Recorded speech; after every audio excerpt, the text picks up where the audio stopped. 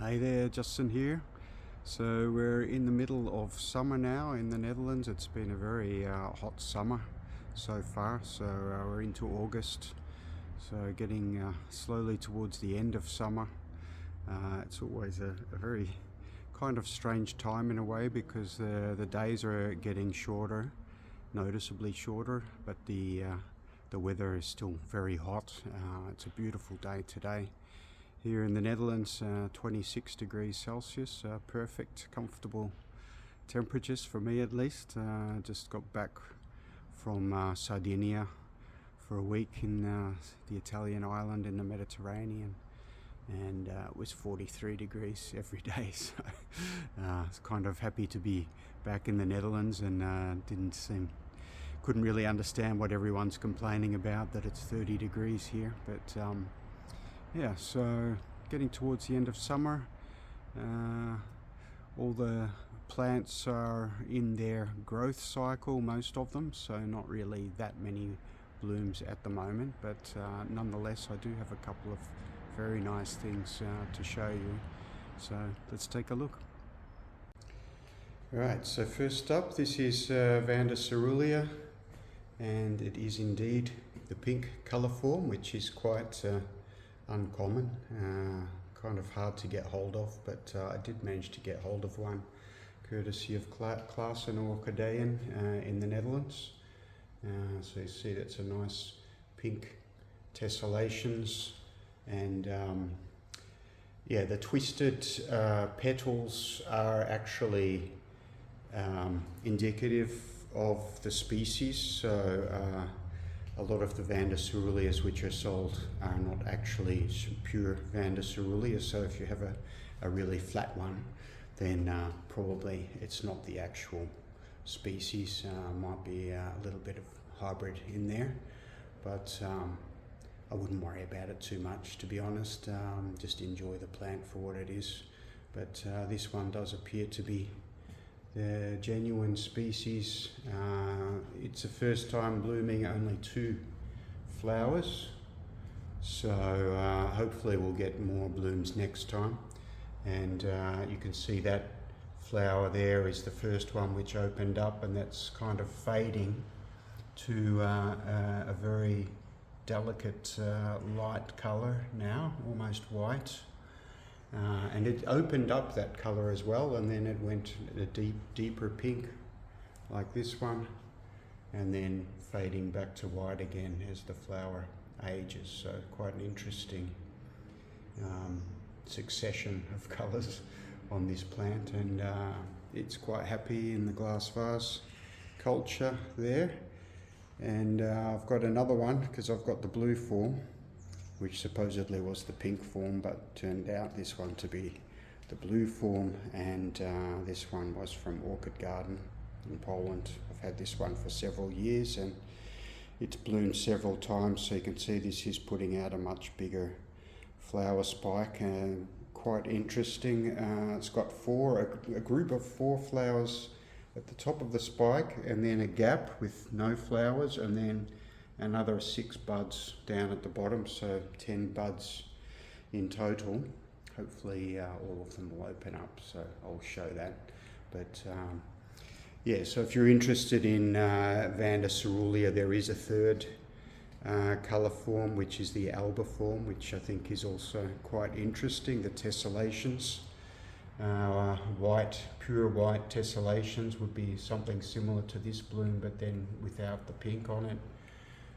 So if you want to get the trifecta, then that's the third one that you'll need. And there are some other kind of semi-alba type of ones, but yeah, whether I don't know, I'm not sure if they really qualify as true colour forms, more like just variations on the theme. But I find it to be pretty easy to grow in household conditions. Just a standard Vanda care, for which for me in household conditions means the glass vase culture, and that has worked really well for these plants. The other interesting thing to note is the flowering season.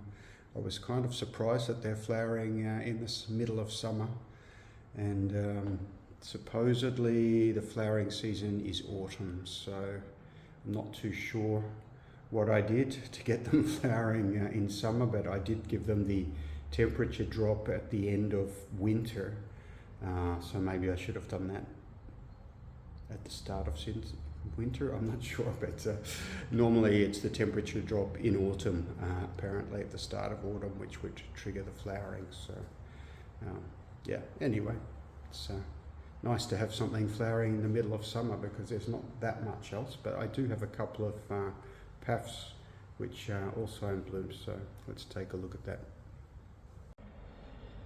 Right, so I've got these two beautiful Paphiopedilum species in bloom at the moment.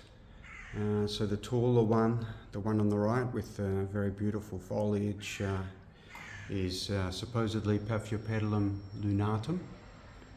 I'm not too sure. There are a couple of other species which are very, very similar.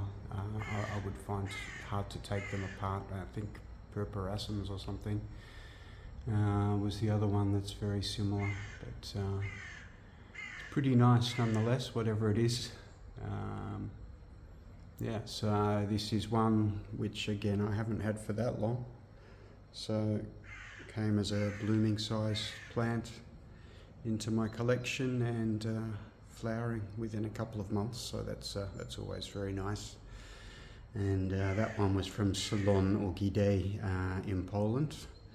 And the smaller one to the left of that is also from a Polish web shop, which is Orchid Garden, and that's Paphiopedilum helenae.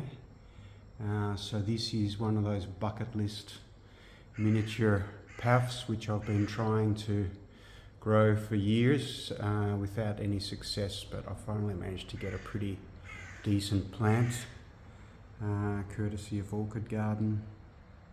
This is my fourth attempt on this species, so you can see it's a very diminutive little plant, and I've got them in the sun now for the purpose of presenting them to you, but normally I try to keep them out of direct sunlight.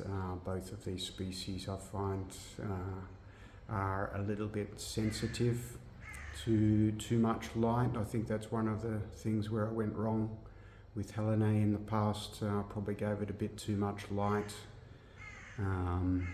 But yeah, they're doing well now. And this was a pretty good plant from Orchid Garden. I was pleasantly surprised by that. And the nice thing about these paphs is you don't have to worry too much about the orchid viruses. They're not really susceptible to them. So that's one less thing to worry about. I had a lot of problems with phals and cattleyas, also Vandas, dendrobiums, oncidiums. A lot of them are being sold virused in Europe, so that's something to think about, I guess.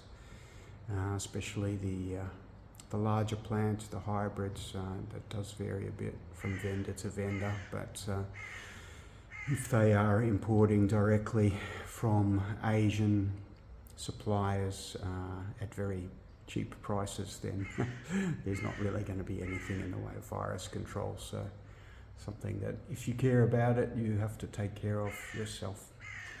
But nonetheless, yeah, very happy with these two, and again, just really nice to have something blooming in the middle of summer.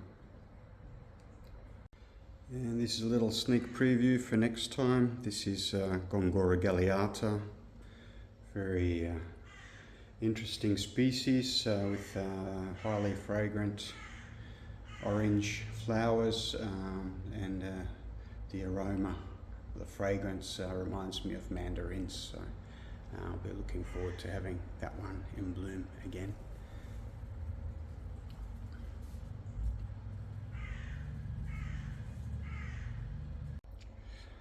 Yeah, I thought to finish off, I'll just take a quick look at this Paphiopedilum rothschildianum. So this one was from Schroeter, I think a bit less than a year ago probably. But I just wanted to, it looks pretty happy as you can see, but I just want to show you what it's doing under the pot. So it's growing its roots out of the bottom, and this is kind of an interesting setup. It's always a bit of a coincidence, but sometimes you get these pots that fit very snugly inside the outer pot and then with an air gap at the bottom of it. And I've noticed that some paphs seem to really enjoy that. So something you can try at home, I guess, if you manage to get the right combination of inner pot and outer pot size with the air gap in the bottom. They do seem to enjoy that, but the problem, of course, will then come when it's finally time to repot this one. It looks pretty happy at the moment, but yeah, it's going to be a bit of a challenge. So I guess there's a drawback as well, but yeah, just wanted to show you that. Okay, one more thing I want to show you, just to wrap up. So this is my Phalaenopsis violacea indigo, and I've had this for a number of years. So you can see the succession on the leaves, but this year it has put out a big leaf, and violacea indigo is, I know other growers also have a bit of difficulty with it. It's kind of tricky, but the setup I've got it in now is it's one of these tall pots with the ventilation slits, and you can see it's a mixture of bark and pumice, little pebbles in the bottom there, and then in a clay pot. So yeah, it seems to like this combination. So when I water it, I can show you that. Just give it a bit of water, and you see how it goes. The water accumulates in the bottom there, but being a clay saucer, it will evaporate the water fairly rapidly. So it's not sitting in water, but they do appreciate the combination of moisture and humidity. So this is another little experiment which seems to be working out.